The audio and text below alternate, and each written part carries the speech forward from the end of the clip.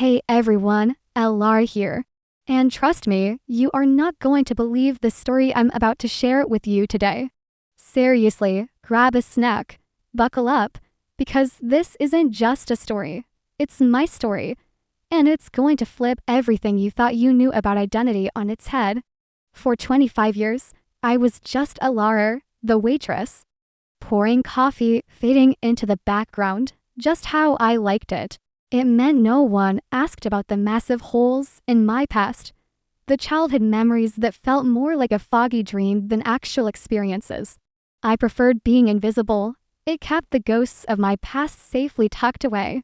But then, one rainy Tuesday, everything changed. It started with Thorne. He was a regular, always at his table. A single espresso, no sugar, exactly at 7:15 a.m. A man of immense wealth, quiet intensity, and a world away from my own. For weeks, I was just part of the restaurant scenery to him, barely there. That Tuesday, as I set his cup down, my sleeve slipped up, exposing my wrist. Before I could pull away, his hand, calm and sure, gently stopped me. And then his eyes, those eyes that usually looked right through me, were locked onto my wrist. On my small, delicate tattoo, the Cassiopeia constellation. Wait, he said, his voice low, compelling. I froze. His thumb brushed over the ink, and I saw a storm of emotion break through his usual composure. Where did you get this? He asked, almost a whisper. It's mine, I stammered, my heart starting to pound. I designed it. For my father. He didn't let go of my wrist. My wife, he whispered, the words heavy with a grief so profound I could almost feel it. Isabella. She had this tattoo. Exactly this. She designed it herself. She passed away 5 years ago.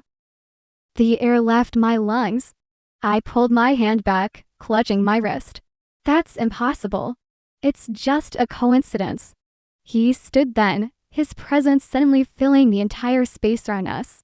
My name is Antonio Thorne. We need to talk. I honestly don't know why I followed him. Maybe it was the sheer gravity in his eyes, or that strange, inexplicable pull towards a truth I couldn't yet see, but felt deep in my bones. He led me to a quiet room across the street, and there, he began to unravel a story that started to tear apart my own. He told me about Isabella's car, how it had gone off a road near a lake. A tragic accident, they said. But her body was never found. And she had been 5 months pregnant with their daughter. With every word he spoke, a cold dread began to seep into me.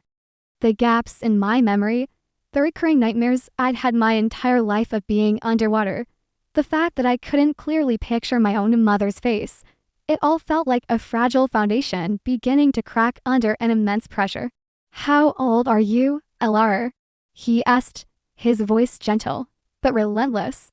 25, I whispered, the word feeling hollow. And your earliest memory? I couldn't give him a clear answer. It was all a blur of fear and the smell of lake water, stretching out until I was about 8 years old. Then, he slid a photograph across the table. A beautiful woman with a radiant smile, her hand resting on a small baby bump. And on her wrist, clear as day, was my tattoo. But it was her eyes that truly undid me. Dark brown, with a distinctive ring of amber around the pupil. They were my asterisk eyes. The ones I saw in the mirror every single day. I pushed back from the table, my heart hammering against my ribs. This is insane. I had parents. They loved me. Did they? He asked, not unkindly. Or were they wonderful people who gave a home to a child who needed one, unaware of where she truly came from? I ran. I fled back to my small apartment, convinced I had just met a man trapped in a grief-stricken fantasy. But that night, as I tried to process it all, a man came to my door.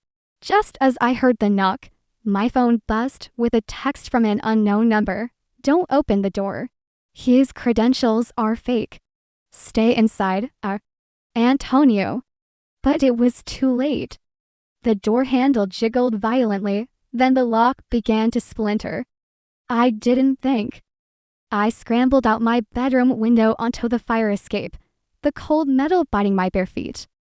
I heard the door give way inside my apartment. As I was halfway down, a black SUV slid silently into the alley below. The passenger door opened, and Antonio leaned out, his face etched with fierce concern. LR, no. Terrified and with absolutely no other option, I dove into the car. As we pulled away, I saw a figure emerge from the fire escape, watching us leave. He took me to his home, a beautiful, secure estate. I was given a room, and to my shock, a wardrobe of clothes in my exact size. He had been sure. The next day, a doctor arrived. The DNA test was a simple cheek swab, but it felt like a verdict on my entire life. The wait was an agony. I paced the room, torn between fear and a desperate, almost traitorous hope. What if my entire identity, everything I thought I knew about myself, was a lie? When Antonio finally entered, his face was unreadable. He held a single piece of paper. Just tell me, I begged, my voice trembling. He didn't speak.